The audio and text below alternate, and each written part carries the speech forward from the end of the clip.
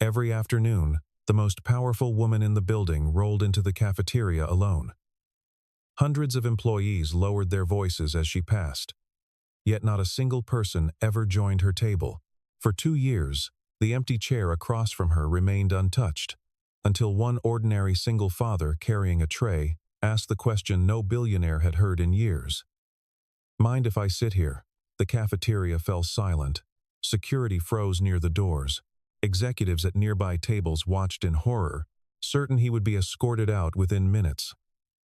Instead, that simple lunch would uncover a heartbreaking secret and forever change both of their lives, in ways neither of them could yet imagine.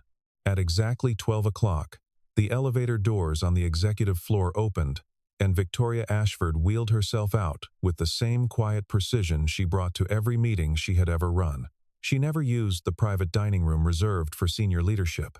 She never accepted invitations from the board to eat upstairs, away from curious eyes.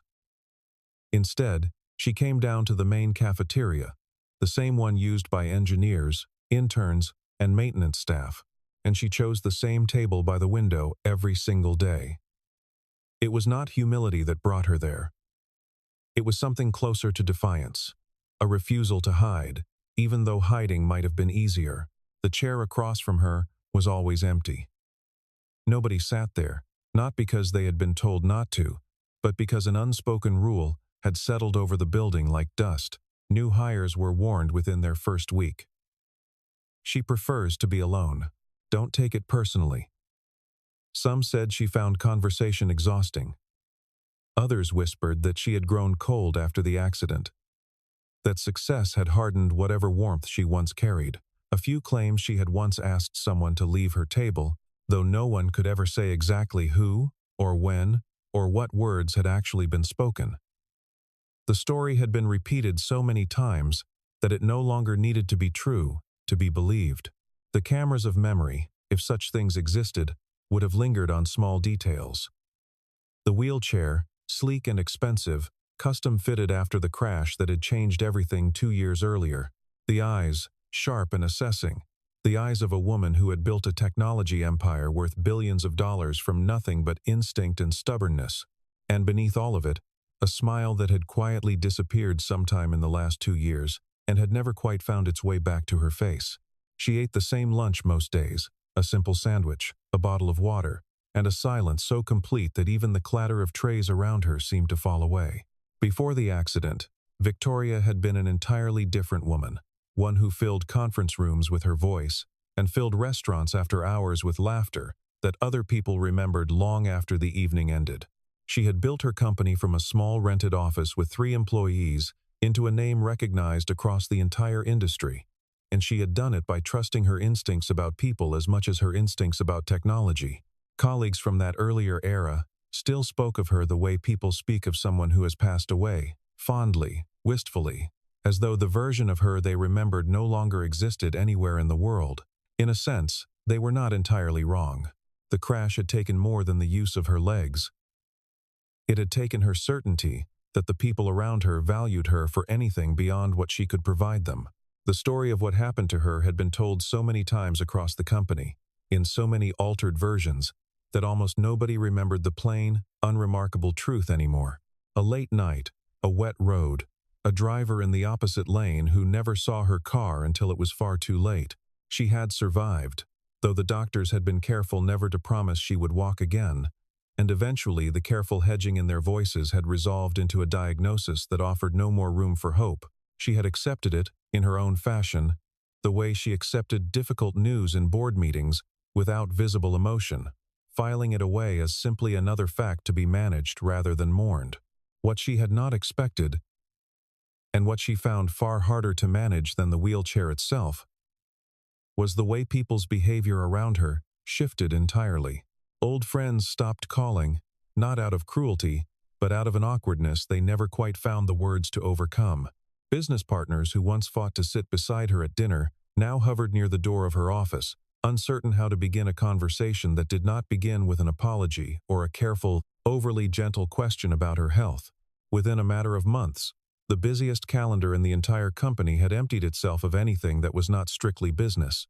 And Victoria had responded to that emptiness the only way she knew how, by working longer hours and asking for nothing from anyone. On that particular Tuesday, Daniel Carter walked into the cafeteria for the first time, still wearing his work boots and a faded gray jacket with a company badge clipped hastily to the pocket. He had been brought on as a contracted engineer, hired to overhaul the aging climate control and electrical systems throughout the headquarters, a project expected to last several months. Nobody had briefed him on cafeteria etiquette. Nobody had warned him about the empty chair. He simply scanned the room the way any tired, hungry man would, looking for somewhere to sit down and eat his lunch in peace. Nearly every table was full. Groups of coworkers laughed over their meals. Phones lay face down beside coffee cups, and the low hum of ordinary conversation filled the space. Daniel's eyes moved from table to table until they landed on the one open seat in the entire room, directly across from a striking woman in a wheelchair, sitting utterly alone by the window. He did not recognize her. He had no idea that the woman eating in solitude was the same name printed on the building's letterhead, the same signature that appeared on his own contract. To him, she was simply another person eating lunch by herself. And there was an open chair. Daniel had spent the morning crawling through ceiling panels and inspecting decades-old wiring, and by noon his back ached in a way that made him grateful for the prospect of sitting down anywhere at all. He had worked enough job sites over the years to know that every building carried its own particular rhythm, its own unspoken map of who belonged where, and usually it took him a few days to learn the invisible lines that separated one group from another. On his first afternoon, he had none of that knowledge yet. And perhaps that was exactly why he walked toward the one open seat without a moment of hesitation, the way any tired man might walk toward the only empty chair in a crowded room. He noticed, briefly, the quality of the silence that had settled just before he reached the table, though he assumed it had nothing to do with him. Buildings this large always carried strange pockets of quiet conversations, pausing and resuming for reasons that had nothing to do with a stranger in work boots. He glanced once at the woman across the table, noted the composed set of her shoulders, the neatly folded napkin beside her tray, the wheelchair tucked in close enough that it barely extended past the edge of the table. And none of it struck him as anything other than ordinary. A person eating lunch. Nothing more, nothing less. He walked toward her, tray balanced carefully in both hands, and stopped a respectful distance away. The room around them seemed to hush, though he did not yet understand why. Several employees at neighboring tables went still, forks paused halfway to their mouths, eyes darting between Daniel and the woman he was approaching. He offered a small, easy smile, the kind of smile that came naturally to a man who had spent years learning how to be kind, even when life had given him every reason not to be. "Excuse me," he said. "Would you mind if I sat here?" The entire cafeteria went completely silent. Daniel set his tray down on the table, unaware that he had just committed what several employees would later describe as an act of either enormous courage or enormous stupidity. Around the room, dozens of eyes locked onto the scene, waiting for the explosion that seemed inevitable. Somewhere near the coffee station, a member of building security straightened up and took a half step forward, as though preparing to intervene. Everyone assumed the same outcome. The stranger would be told to leave, quietly or otherwise, and life in the cafeteria would return to its familiar rhythm within minutes. Victoria looked up slowly. Her gaze moved over Daniel's face with the careful, appraising quality she used in boardrooms when evaluating whether someone could be trusted with difficult truths. She said nothing at first. The silence stretched long enough that Daniel began to wonder if he had made a serious mistake, though he refused to let the discomfort show on his face. He held her gaze evenly, without pity, without nervousness, without the particular awkwardness so many people displayed the moment they noticed the wheelchair. "I can go somewhere else," he offered gently, "if you'd rather eat alone." There was no bitterness in his voice, no wounded pride. It was simply an honest offer, made by a man who understood that not everyone wanted company, and that wanting solitude was not a crime. Victoria studied him for another long moment before finally speaking. "Sit down," she said, her voice quieter than the sharp, commanding tone employees were used to hearing in meetings. It was almost a different voice entirely, one that belonged to a woman rather than a chief executive. Somewhere across the cafeteria, a spoon slipped from someone's hand and clattered against a tray, the sound unnaturally loud in the stillness. Two junior managers exchanged a look of pure disbelief. Within minutes, word had begun spreading through internal messages and hurried whispers between departments. Someone is sitting with her. He's going to get fired by the end of the day. Several people placed private bets on how long the stranger would last before being quietly removed from the building altogether. Near the coffee station, the security officer who had straightened up moments earlier slowly relaxed his posture, watching with visible confusion as the confrontation he had braced for simply failed to materialize. He radioed nothing to his supervisor, uncertain what exactly he would even report. A woman had told a man to sit down. That was the entirety of the incident, and yet something about the ordinariness of it felt, to everyone watching, like the strangest thing they had witnessed inside these walls in years. But nothing dramatic happened. Daniel simply ate his lunch and made ordinary conversation, the kind so mundane it would have seemed unremarkable anywhere else. He mentioned the unusually warm weather for the season. He asked whether the cafeteria coffee was any good, admitting his own kitchen at home produced something closer to diluted mud. He commented on the enormous ficus tree near the lobby entrance, wondering aloud who was responsible for keeping something that size alive indoors. He did not ask about her company. He did not ask about the accident that had taken her ability to walk. He did not glance, even once, toward the wheelchair itself. For the first time in longer than she could easily remember, Victoria Ashford laughed, quietly, almost involuntarily, a small sound that surprised her more than it surprised him. It was such a small thing, barely audible over the noise of the room. Yet it landed on her own ears like something foreign and unfamiliar. A sound she had nearly forgotten her body was capable of making. The next day, at exactly 12 o'clock, Daniel appeared again, tray in hand, and walked straight toward the same table by the window. Word of the strange new lunch companion spread through the company like static electricity, jumping from one department to the next, until almost everyone on every floor had heard some version of the story. Nobody could quite explain why Victoria allowed it to continue. She was known throughout the industry as a woman who tolerated no wasted time, no unnecessary conversation, no distractions from the relentless demands of running a technology empire. Yet day after day, she began arriving at the cafeteria a few minutes early. And if Daniel happened to be late, her eyes would drift toward the entrance more often than seemed natural, toward the clock on the far wall, toward the door through which he always eventually appeared. Daniel filled their lunches with small, unassuming stories, the kind that cost nothing and asked for nothing in return. He talked about job sites in other cities, about the particular satisfaction of fixing something that had been broken for years, about towns he had passed through on long drives where diners still served coffee in chipped mugs and nobody seemed to be in any hurry at all. He had a way of making ordinary things sound worth noticing, and slowly, without either of them fully realizing it was happening, Victoria began to open up in return. She told him, for the first time in longer than she could measure, what the 2 years since her accident had actually felt like from the inside. Friends who had once filled her calendar with dinners and weekend trips had quietly disappeared, one by one, as though her wheelchair had become contagious. Business partners who once fought for her attention now spoke to her more carefully, more cautiously, as though she might shatter, and their questions had shifted from strategy and vision to stock performance and liability concerns, as if the woman herself had become secondary to the value of her shares. Worst of all, she confessed, was the way people's eyes now moved first to the chair, and only afterward, briefly, to her face, as though the wheelchair had replaced her as the subject of the conversation entirely. Daniel listened without interrupting, without offering the hollow reassurances so many people reached for out of discomfort. When he finally spoke, his words were simple. "I only see a woman eating lunch," he said.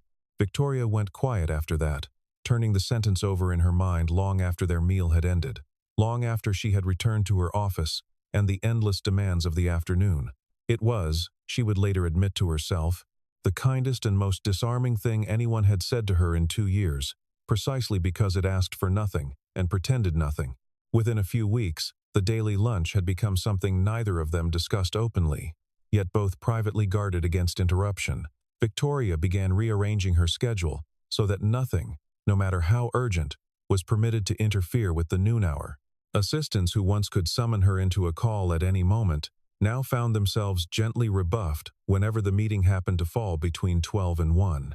She never explained why, and nobody dared to ask directly, though more than a few had already guessed. Daniel, for his part, found himself looking forward to the cafeteria in a way he had not expected when he first accepted the contract. He had grown accustomed, over the years since his wife's passing, to a certain quiet loneliness of his own, the kind that settled comfortably into a life, and asked for nothing, demanded nothing, simply existed in the background of every ordinary day. He had told himself for a long time that this quiet was enough, that he required nothing more from the world than steady work and an honest evening at home. Sitting across from Victoria each day, listening to her slowly unlearn the guardedness that had wrapped itself around her like armor, he began to suspect that the quiet he had settled for was not quite the same thing as peace. There were days when their conversation drifted into longer silences, comfortable ones, the kind two people only share once a certain trust has been established between them. On one such afternoon, Victoria mentioned, almost as an aside, that she had once loved sketching buildings before business consumed every spare hour of her life, a hobby abandoned so long ago she had nearly forgotten she once found it enjoyable. Daniel's eyes lit up at that, and for the first time, he told her in detail about the years he had spent as an architect, about the particular joy of watching a drawing on paper slowly become a structure people could walk through and live inside. Neither of them mentioned, in that moment, how much they now had in common. Two people who had once built things for a living and had since retreated into smaller, safer versions of themselves. It did not take long before rumors began circulating beyond casual gossip and into the more serious channels of corporate anxiety. Employees speculated that the chief executive was involved romantically with a contractor, a notion that traveled quickly from the break rooms to the offices of senior leadership. Several board members found the idea deeply unsettling, not out of concern for Victoria's happiness, but out of concern for optics, for shareholder confidence, for the carefully constructed image of a fiercely independent, unshakable executive that the company had spent years cultivating. One particular vice president, a man named Gregory Holt, who had long harbored ambitions of his own within the organization, took it upon himself to investigate the newcomer more thoroughly. Within a matter of days, he had compiled a small dossier on Daniel Carter, a contracted engineer, hired for a limited engagement, paid an unremarkable hourly wage. He drove an aging pickup truck with well over 100,000 miles on it. He lived in a modest rented apartment on the outskirts of the city. Nothing about his financial history suggested anything unusual, and that, to Gregory, was precisely the problem. Surely, he reasoned, a man with nothing to offer could only be interested in one thing. A closed-door meeting was convened among a handful of senior executives, away from Victoria's knowledge. The conversation was framed carefully, using words like protecting the company's interests and due diligence, though underneath the polished language sat a simpler motive, an urge to remove whatever threatened the comfortable order they had built. By the end of the meeting, a decision had quietly been reached. A reason would be found to end Daniel's contract, and it would be handled quickly, before the situation could develop any further. Gregory Holt, in particular, had his own reasons for wanting the matter resolved before it grew any larger. He had spent nearly a decade positioning himself as the natural successor should Victoria ever step back from daily operations, cultivating relationships with board members, and quietly reminding anyone who would listen of his years of loyal service. A chief executive suddenly softened by an unexpected companionship, one who might begin questioning old assumptions about how the company should be run, represented precisely the kind of unpredictability that threatened everything Gregory had spent years carefully arranging. He told himself, and told the others in that meeting, that his concerns were entirely about protecting shareholder value. he did not examine too closely how much of his urgency actually stemmed from something far more personal. The other executives in the room needed little convincing. Fear of change is often easiest to justify when dressed in the language of responsibility, and by the time the meeting adjourned, everyone present had convinced themselves they were acting in the company's best interest rather than their own. A junior member of the legal team was quietly instructed to review Daniel's contract for any clause that might allow for early termination, and Human Resources was asked, informally and without any official record, to begin compiling documentation on his conduct. 2 days later, Daniel found a formal summons waiting in his email, requesting his presence in a conference room he had never once set foot inside. In the days that followed, more of Daniel's history came to light, though not through any investigation conducted by the company. It surfaced gradually, in fragments, during quiet conversations at their usual table by the window.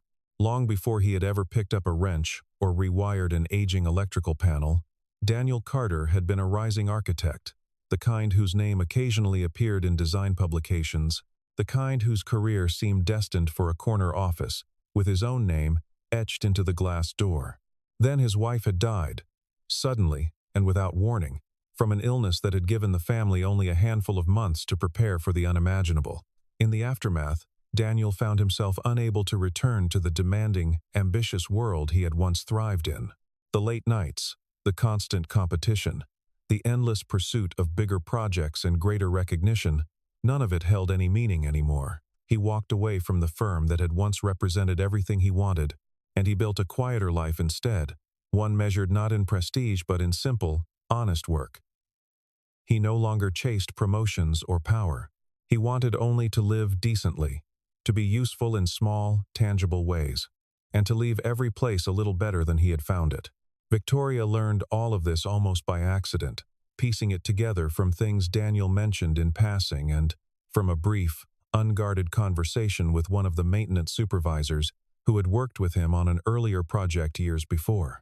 When the full picture finally settled into place, something shifted inside her.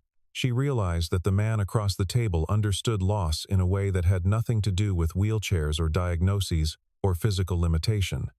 He understood the deeper, quieter kind of loss, the kind that hollowed out a person's sense of who they were meant to become, the kind that made ordinary mornings feel unbearably heavy for reasons no doctor could ever treat.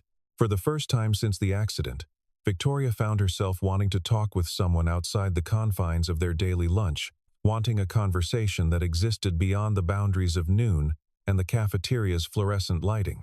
One evening, after most of the building had emptied out, she found Daniel finishing a repair near the stairwell, and the two of them talked for nearly an hour, about nothing important and everything that mattered, standing in a hallway that suddenly felt far less sterile than it had the day before. It was around this time that the whispers within the company grew louder, no longer confined to hushed conversations near the coffee machine. A tabloid publication picked up a blurry photograph of the two of them leaving the building together one evening. And within a day, the story had transformed into something far larger and far less accurate than the truth. Headlines speculated wildly about a secret romance between a billionaire executive and a mysterious blue-collar worker, and the attention brought exactly the kind of scrutiny the board had been dreading for weeks. Pressure mounted quickly. Several major shareholders expressed concern, worried that any perceived scandal might affect investor confidence during an already sensitive quarter. Victoria was quietly urged, through carefully worded messages from legal counsel and senior leadership, to distance herself from the situation until the attention died down. Daniel, sensing the storm building around them, and unwilling to become the reason Victoria's professional reputation suffered, made a decision of his own. He began avoiding the cafeteria entirely, taking his lunch breaks on the far side of the building where no one from her floor would ever think to look for him. The photograph itself had been almost embarrassingly ordinary. The two of them simply walking toward the parking structure after a long day, Daniel's hand resting briefly on the back of Victoria's chair as they crossed an uneven section of pavement. Nothing about the moment suggested scandal to anyone actually present. Yet the published version arrived stripped of context, paired with a headline suggesting secrecy and impropriety where none had existed. Victoria, who had weathered far harsher coverage during difficult financial quarters over the years, found this particular story more painful than any she could remember, precisely because it dragged something private and unfinished out into public view before either of them had decided what it truly meant. Legal counsel advised patience, reminding her that public attention of this kind typically faded within a matter of weeks, provided nothing further fed the story. Victoria understood the wisdom in the advice, even as it frustrated her, and for the first time in longer than she could recall, she found herself resenting the very company she had built, resenting the way its size and visibility had turned an ordinary friendship into a subject for public speculation. Victoria returned to their usual table the following day, only to find the chair across from her empty once again, exactly as it had been for 2 long years before Daniel had ever walked through that door. The cafeteria noise felt louder than she remembered, and the window beside her let in the same gray afternoon light it always had. Yet nothing about the moment felt the same. Sitting there, staring at the vacant seat, she understood with sudden, uncomfortable clarity that what she missed was never really the lunch itself. It was the man who had chosen, without hesitation or agenda, to sit across from her. Several days passed in this new, uneasy silence before Victoria finally decided she could not simply wait for the situation to resolve itself. She wheeled herself up to the rooftop access point, where Daniel had been working on the building's aging ventilation system. Following directions given reluctantly by one of his co-workers, she found him kneeling beside an open panel, tools spread across a canvas mat, sweat beading along his forehead despite the cool afternoon air. "Why have you been avoiding me?" she asked, her voice carrying none of the practiced authority she used in boardrooms, only a rawness that surprised even her. Daniel set down his tools slowly and turned to face her. "I didn't want your life to become complicated because of me," he said quietly. "You have a company to run, a board to answer to, people watching your every move. I never wanted to be the reason any of that got harder for you." Something inside Victoria finally broke loose, and to her own surprise, tears began sliding down her face before she could stop them. For 2 long years, she confessed, everyone around her had looked at her either with pity or with a strange, careful fear, as though she might collapse from the weight of a single wrong word.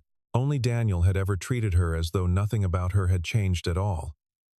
As though the woman sitting in the wheelchair was simply Victoria, exactly as she had always been. Daniel knelt beside her chair, meeting her eyes directly. "I have never once seen the wheelchair," he told her gently. "I only ever saw you." The words settled over her like something warm and long overdue, and for a moment neither of them spoke, the rooftop wind the only sound between them, carrying away 2 years of carefully guarded loneliness in a single quiet breath. Victoria wiped her eyes with the back of her hand, embarrassed by her own tears, and yet unwilling, for once, to hide them. She told him then about the early weeks after the accident, about physical therapists who spoke to her in the overly cheerful tone people reserve for the fragile, about the moment she first understood that certain doors, certain sidewalks, certain ordinary corners of the city she had lived in her entire life, would now require planning and assistance she had never once needed before. She had never spoken any of this aloud to another person, not even to the therapist the company had quietly arranged for her in the months following the crash. Somehow, on that rooftop, with the city stretching out gray and indifferent below them, the words simply came. Daniel did not offer sympathy, and he did not try to fix what could not be fixed. He simply stayed beside her, listening the way he had learned to listen in the months after his wife died, when well-meaning friends had exhausted their supply of comforting phrases within the first few weeks, and Daniel had learned that the only thing that truly helped was another person willing to sit with him in the discomfort rather than rushing to smooth it over. When Victoria finally fell silent, he reached over and took her hand, an ordinary gesture that felt, in that particular moment, like the most significant thing either of them had done in years. "I don't want to hide this anymore," Victoria said finally, her voice steadier now. "Whatever this is between us, I don't want to pretend it isn't happening just because a room full of nervous men in expensive suits find it inconvenient." Daniel smiled, the tension in his shoulders easing for the first time in days. "Then, let's stop hiding," he said simply. In the weeks that followed, the internal investigation initiated by the board reached its conclusion, and the findings left several executives visibly embarrassed. Daniel had done nothing improper. He had never once used his growing closeness with Victoria to seek favors of any kind. In fact, the investigators discovered the opposite pattern entirely. He had quietly declined an offer of expedited contract renewal. He had refused several small gifts sent his way by well-meaning colleagues, eager to curry favor with someone close to the chief executive. He had turned down a proposed raise that had nothing to do with his actual job performance, and he had firmly rejected any suggestion of company shares, insisting he wanted no part of anything that might complicate what existed between himself and Victoria. The board members responsible for orchestrating the earlier investigation found themselves in the uncomfortable position of having judged a man far more principled than they had assumed. Victoria, upon reviewing the full findings herself, called for a company-wide meeting, an unusual step for someone who typically preferred written memos to public gatherings. Standing before hundreds of employees, with Daniel present near the back of the room, she offered a direct, unflinching apology, acknowledging that assumptions had been made about him that were both unfair and untrue. Daniel, when given the opportunity to respond, simply smiled and shook his head. "I was never angry," he said honestly. "People act out of fear sometimes, and fear rarely thinks clearly. I only hope we can all do a little better going forward." His words carried no bitterness, no demand for further apology. And something about his easy grace in that moment left a lasting impression on everyone in the room, including several of the very executives who had once tried to have him quietly removed. In the months that followed, Victoria made a decision that surprised nearly everyone within the organization. She announced the permanent closure of the executive dining room on the top floor, the private space reserved exclusively for senior leadership that she herself had never once used. Going forward, she declared, the chief executive would eat every meal in the same cafeteria used by every other employee in the building, without exception, and without any reserved seating of any kind. The announcement did more than simply change where lunch was served. It began to dismantle an invisible hierarchy that had shaped the culture of the company for years, a quiet but persistent divide between those who mattered and those who did not. Employees who had once felt intimidated by the mere presence of senior leadership found themselves, for the first time, sharing tables and casual conversation with people whose decisions shaped their careers. The fear that had once hovered over every interaction with upper management began, slowly, to dissolve. Daniel offered to help redesign the cafeteria itself, drawing on skills from his earlier architectural career that he had not used in years. Working alongside a small design team, he reimagined the space entirely, replacing rigid rows of identical tables with warmer, more flexible seating arrangements, adding natural light wherever possible, and creating small clusters of chairs, meant to encourage conversation rather than isolation. What had once been a cold, transactional space built for efficiency slowly transformed into something closer to a genuine gathering place, somewhere people actually wanted to linger a while longer than necessary. The shift in physical space seemed to accelerate a deeper cultural change, already taking root throughout the company. Surveys conducted later in the year showed measurable improvements in employee satisfaction and turnover rates, which had crept steadily upward over the previous 2 years, began to decline for the first time. None of it happened because of a single sweeping policy or an expensive consulting initiative. It happened because one chair, once permanently empty, had finally been filled. And something about that simple act had rippled outward further than anyone could have predicted. Departments that had rarely interacted began forming informal partnerships born from nothing more than shared tables and passing conversation. Engineers who once ate silently beside their monitors found themselves trading ideas with people from marketing and finance. Conversations that occasionally sparked projects nobody had anticipated. Managers who had once maintained careful distance from their teams began appearing at ordinary tables rather than retreating to private offices during the lunch hour. And slowly, the rigid architecture of who spoke to whom began to soften throughout every floor of the building. Gregory Holt, to his own quiet surprise, found himself among those most transformed by the changes. Having been humbled publicly by the outcome of the investigation he himself had set in motion, he approached Daniel privately one afternoon, offering an apology that was, by all accounts, entirely sincere.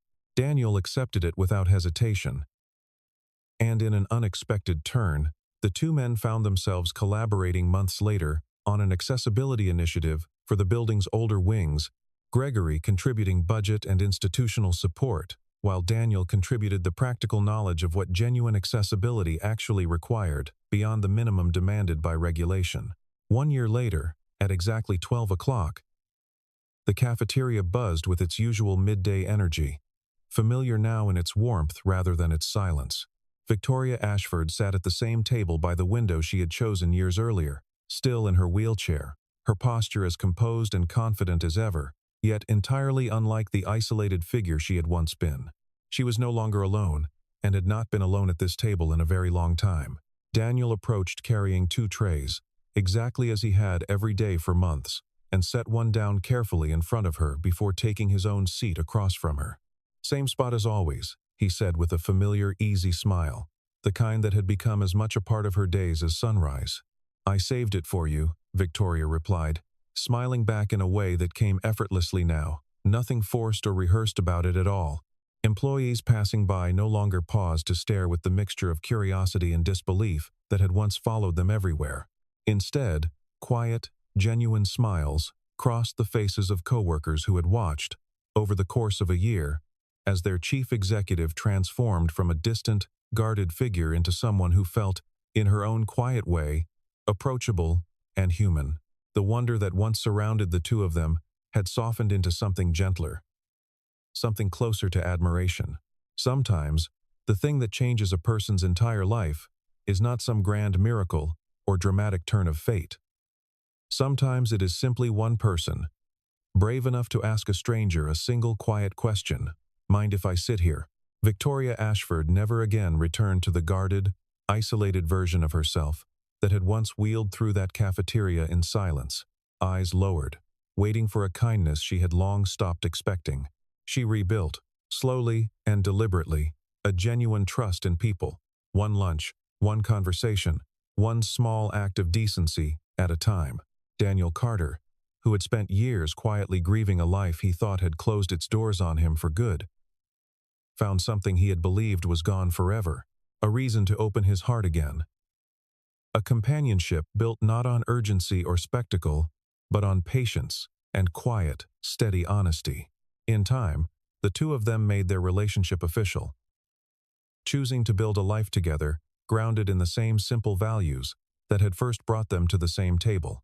Together, they established a foundation dedicated to supporting people living with disabilities and to reshaping workplaces across the country into spaces built on genuine inclusion rather than mere obligation.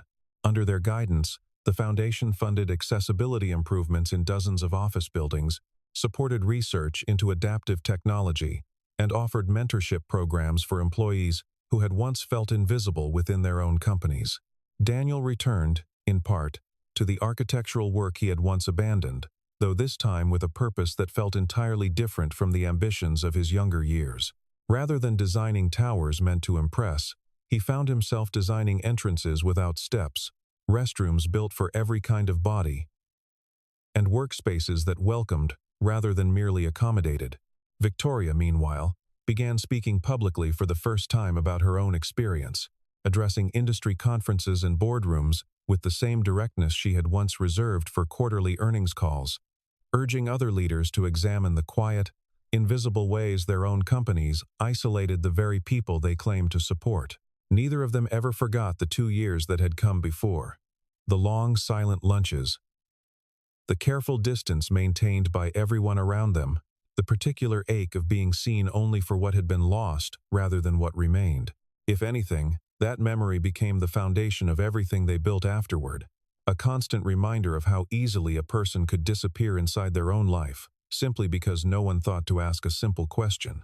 And within the cafeteria, where it had all begun, the table by the window remained exactly as it was, familiar and unremarkable to anyone passing through for the first time. Yet to everyone who had witnessed the story unfold, that particular chair, once empty for 2 long years, had become something far more meaningful than simple furniture. It stood as a quiet reminder, understood by everyone in that building without a single word ever needing to be spoken, that even the smallest act of kindness, offered without hesitation and without expectation of anything in return, has the power to change the entire course of a person's life.